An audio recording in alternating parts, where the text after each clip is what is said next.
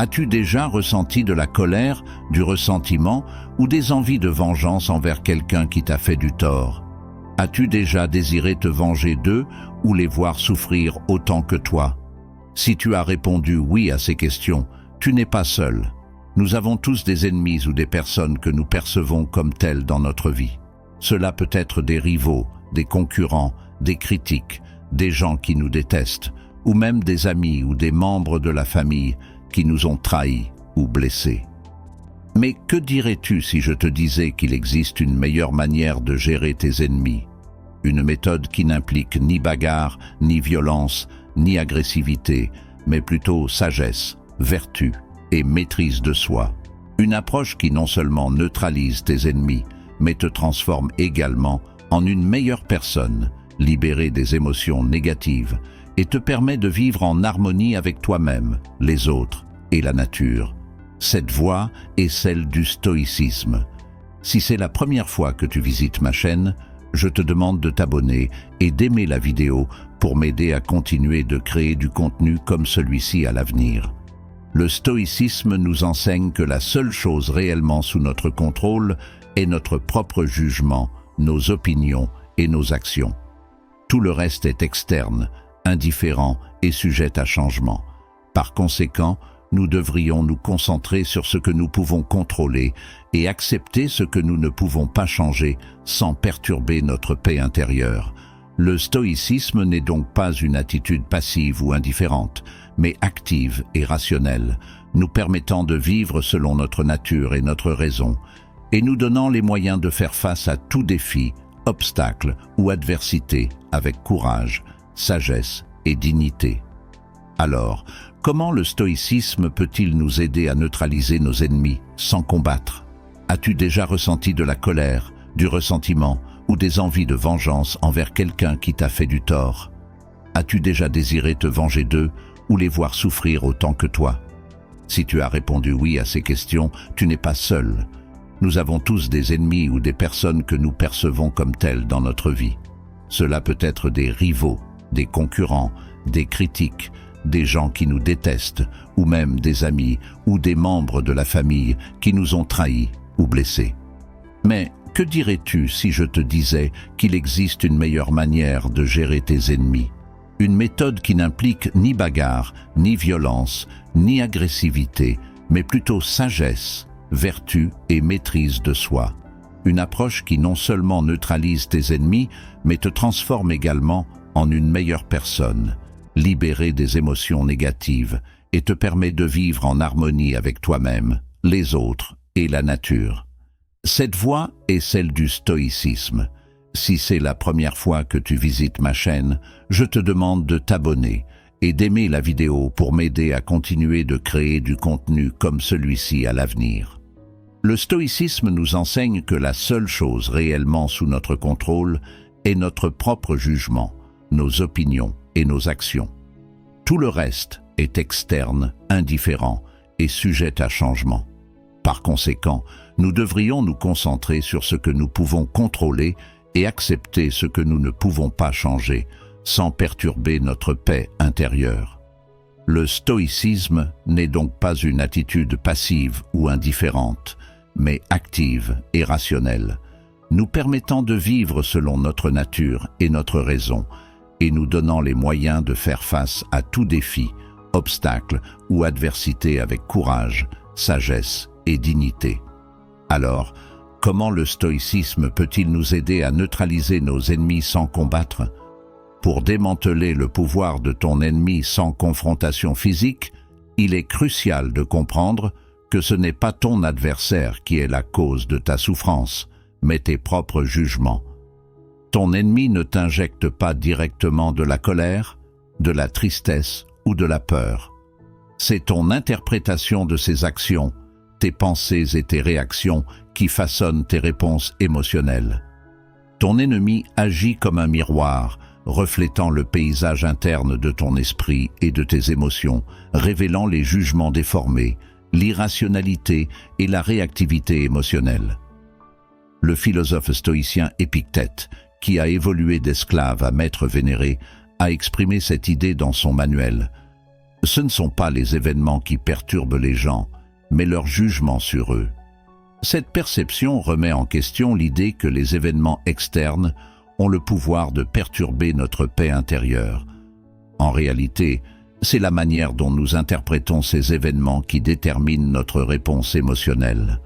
En comprenant que ton ennemi n'est pas l'instigateur de ta turbulence, mais un catalyseur de tes propres jugements, tu peux remodeler tes réactions et cultiver la résilience émotionnelle.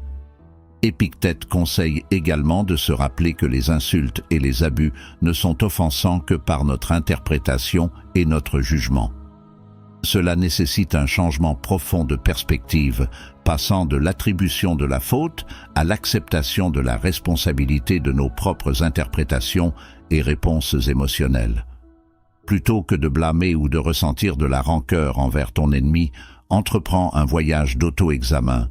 Défie tes suppositions, examine tes jugements et change ta perspective.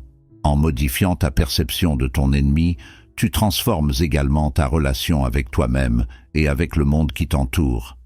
Dans la quête de surmonter les adversaires sans conflit physique, le premier principe est de voir ton ennemi comme un maître puissant dans l'école de la vie. Plutôt que de les voir comme une force malveillante, considère-les comme un catalyseur de croissance, défiant tes limites, révélant tes faiblesses et mettant en lumière tes vices. Ton ennemi devient un miroir, reflétant les domaines nécessitant une amélioration. Marc Aurèle, l'empereur et philosophe stoïcien, a dit « La meilleure manière de te venger n'est pas de devenir comme le malfaiteur. » Cette affirmation souligne l'importance de s'élever au-dessus de l'animosité et de cultiver des vertus en réponse à l'adversité. Marc Aurèle a également encouragé l'autoréflexion. Chaque fois que tu es sur le point de trouver des défauts chez quelqu'un, demande-toi quel défaut en moi ressemble le plus à celui que je suis sur le point de critiquer. Cette approche introspective favorise l'humilité et l'empathie, reconnaissant tes propres imperfections avant de juger les autres. Plutôt que de nourrir de la haine ou de chercher à te venger, exprime de la gratitude pour les précieuses leçons qu'ils fournissent. Souhaite-leur le meilleur et explore le potentiel de réconciliation. Change ta perspective en voyant ton ennemi comme un cadeau unique, une bénédiction qui te pousse vers l'autodécouverte et l'évolution personnelle. Dans l'art de démanteler l'inimitié sans recourir au combat physique, l'une des stratégies les plus puissantes est l'ignorance délibérée.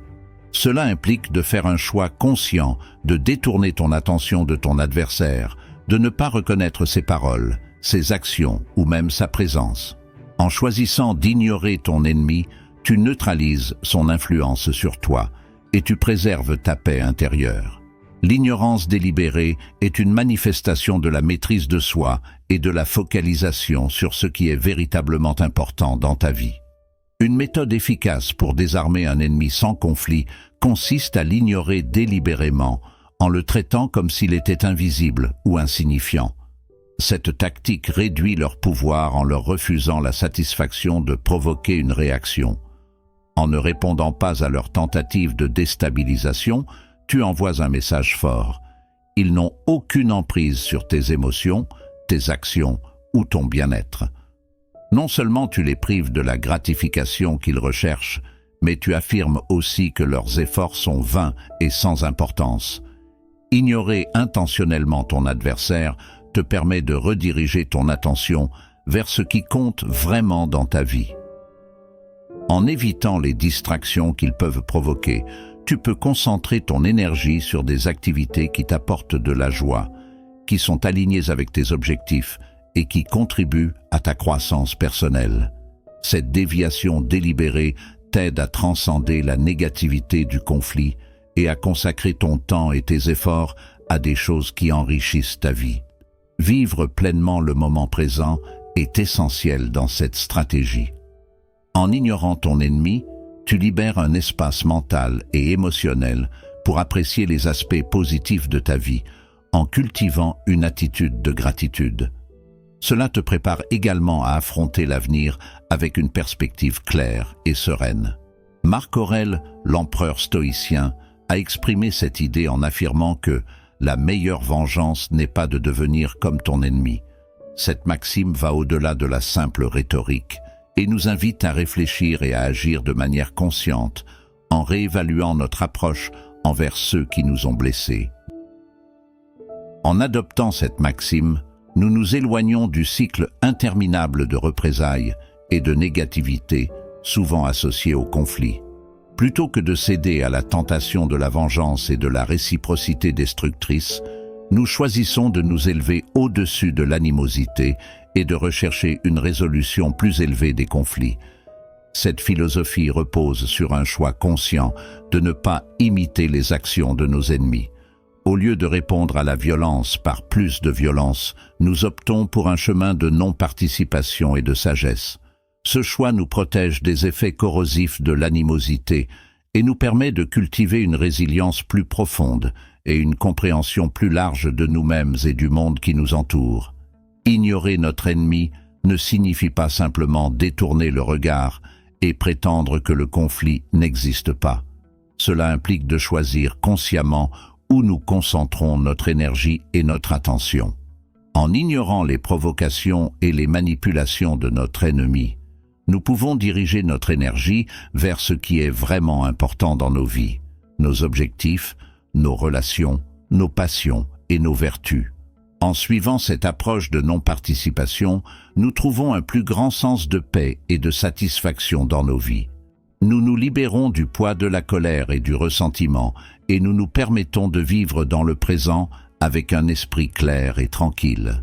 Nous nous concentrons sur ce qui nous apporte joie et signification et nous nous préparons à l'avenir avec espoir et détermination. En fin de compte, en suivant ce chemin, nous devenons les architectes de notre propre bonheur et les gardiens de notre paix intérieure. Pour neutraliser un ennemi sans recours à la confrontation physique, la compréhension est essentielle. Cela implique de pénétrer profondément dans les raisons pour lesquelles ils sont perçus comme des adversaires, de discerner leurs désirs et de démêler leur processus de pensée complexe. La clé est de voir ces individus tels qu'ils sont vraiment, sans les filtres de l'imagination ou des préjugés. En cultivant une compréhension approfondie de ton ennemi, tu développes la capacité de naviguer dans les conflits avec discernement. Cette perspicacité te permet de prévoir leurs mouvements, d'exploiter leur vulnérabilité et d'éviter les confrontations inutiles. Comprendre leur mentalité te permet aussi de voir leur humanité, leurs imperfections et leurs luttes internes. Cela détruit l'idée simpliste qu'ils sont intrinsèquement mauvais, les transformant en personnes faillibles plutôt que malveillantes et fondamentalement similaires à toi. Cette compréhension offre également un miroir sur ta propre psyché, révélant les déclencheurs de ta colère, les menaces à ton ego et les défis à tes valeurs. En scrutant tes réactions et motivations, tu entames un voyage d'autodécouverte qui te permet d'apprendre de tes erreurs, d'affiner ton caractère et de favoriser la croissance de la sagesse en toi. Sénèque, un des grands philosophes stoïciens, a résumé cette idée en disant que la meilleure manière de vaincre un ennemi est d'en faire un ami. Cette affirmation dépasse la simple confrontation physique, invitant à explorer le pouvoir de l'empathie, de la compréhension et de la réconciliation. Transformer un ennemi en allié n'est pas qu'un changement superficiel dans les dynamiques externes, mais une métamorphose interne profonde nécessitant un engagement sincère et une compréhension véritable. Cela implique d'explorer les motivations, perspectives et valeurs des deux parties qui ont façonné le conflit. En comprenant notre ennemi, nous gagnons une vision plus claire de son comportement et de ses motivations, et nous obtenons une perspective plus profonde de nous-mêmes. Cela nous permet d'examiner nos réactions face à l'adversité, d'identifier ce qui déclenche notre colère, menace notre ego et défie nos valeurs fondamentales. À travers cette introspection, nous avons l'opportunité d'apprendre de nos erreurs, d'améliorer notre caractère et de cultiver une plus grande sagesse et compréhension de soi. Transformer un ennemi en allié nécessite un processus de pardon, de compassion et d'acceptation mutuelle. Cela implique de laisser de côté le ressentiment et d'ouvrir notre cœur à la réconciliation. C'est un acte de courage et de générosité qui transcende l'égoïsme et la vengeance, nous rapprochant d'un état de paix intérieure et d'harmonie.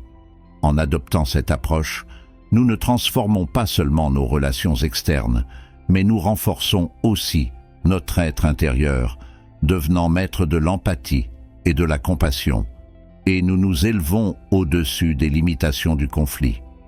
En fin de compte, en faisant de nos ennemis nos amis, nous découvrons une plus grande plénitude et un sens dans nos vies, nous rapprochant ainsi de la véritable réalisation et du bonheur.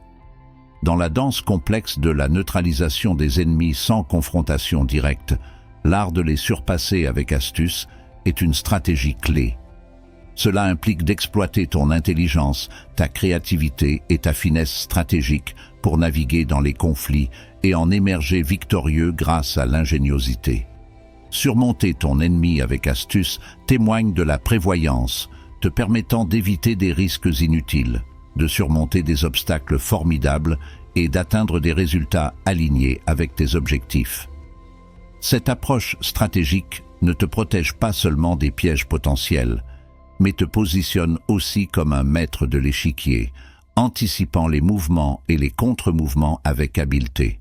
De plus, l'élément de surprise, de confusion ou d'admiration qui accompagne le dépassement de ton adversaire peut générer respect, admiration ou même une touche de crainte, démontrant une compétence intellectuelle face à l'adversité. Sénèque, l'avocat stoïcien vénérable, a encapsulé cette approche avec sa sagesse éternelle. La compétence de l'homme sage est de transformer tout ce qui lui arrive en avantage. Ce conseil sage encourage une perspective qui transcende les circonstances immédiates, incitant les personnes à transformer les défis en opportunités et les adversités en marche vers le progrès.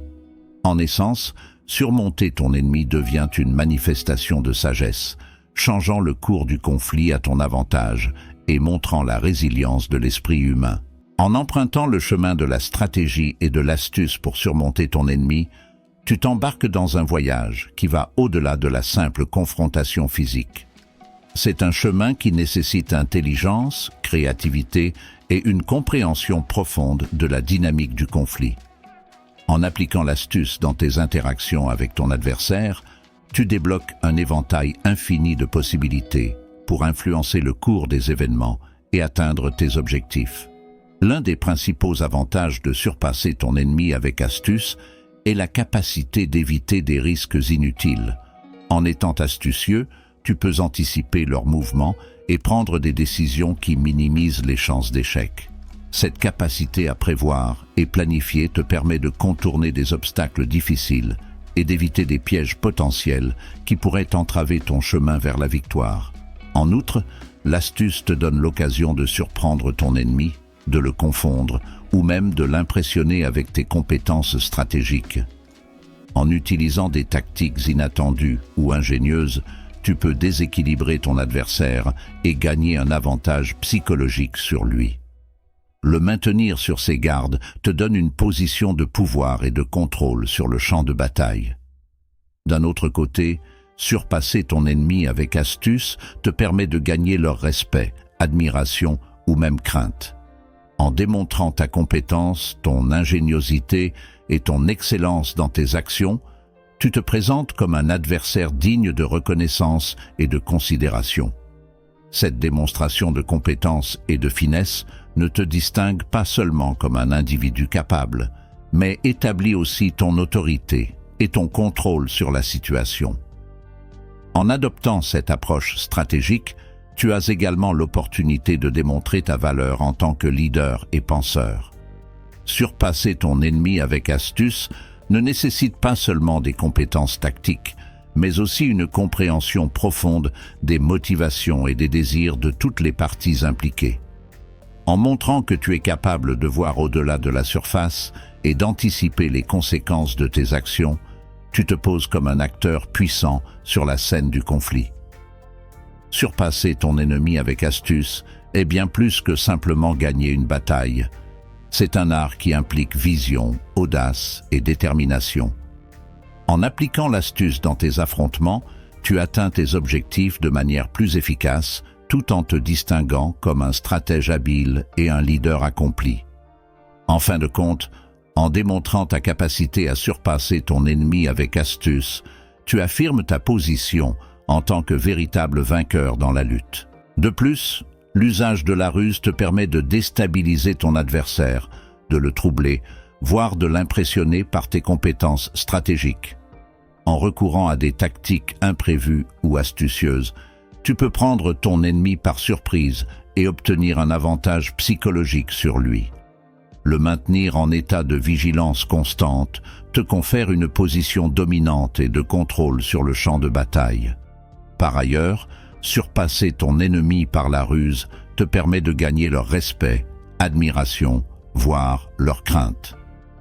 En démontrant ta compétence, ta créativité et ton excellence dans tes actions, tu te présentes comme un adversaire méritant reconnaissance et considération.